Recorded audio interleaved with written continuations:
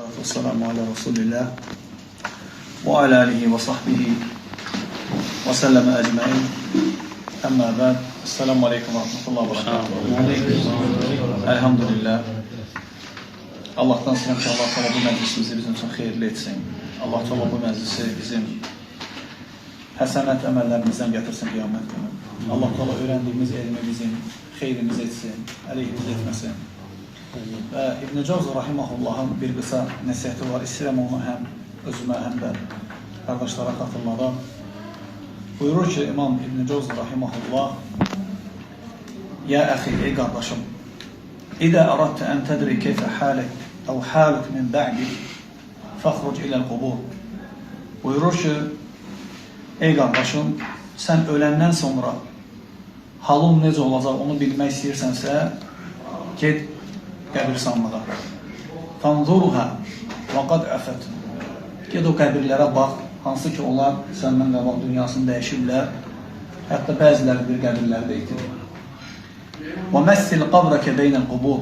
O qəbirlərə baxandan sonra fikirləş ki, sən də o qəbirlərin hansındasa birindəsən.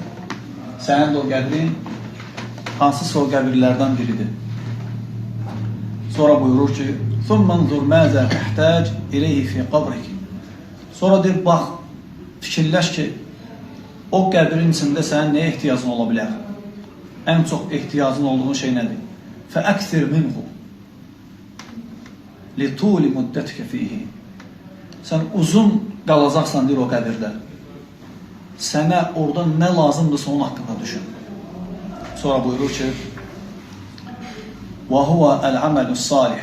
Orada sənə lazım olan salih əməl olacaq.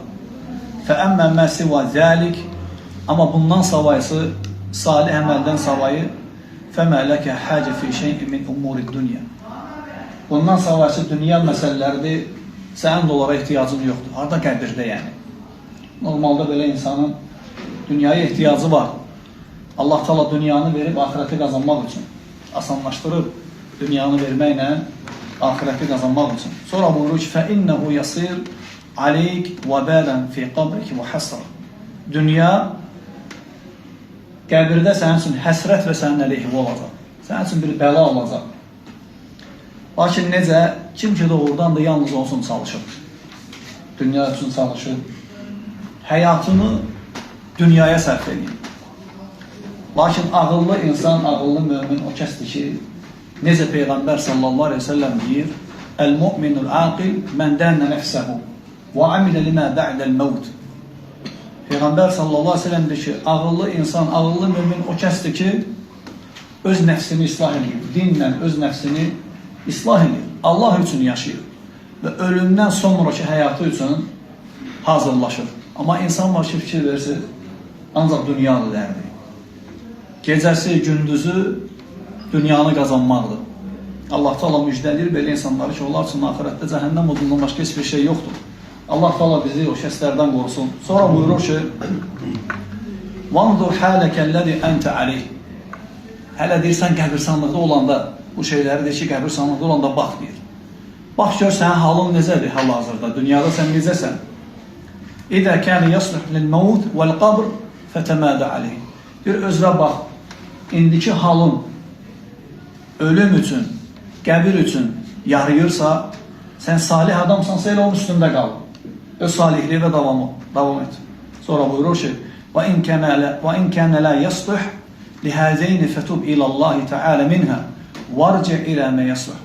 Əgər sənin halın ölüm üçün, qəbir üçün hazır deyilsə, onda Allah Teala tövbə elə və qayıd Allaha. Yəni özünü islah elə. Allah Teala buyurur ki, Quran-ı Kərimdə وَأَنِيبُوا إِلَى رَبِّكُمْ وَأَسْلِمُوا لَهُ. Əl-əyə.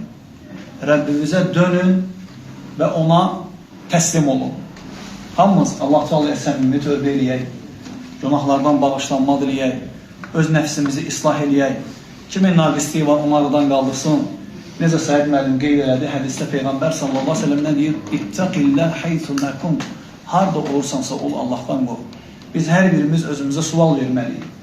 Biz görəsən Allahdan qorxanlardan sayılırıq. Çünki Allahdan qorxmaq bilməliyik ki, vallahi əməllərin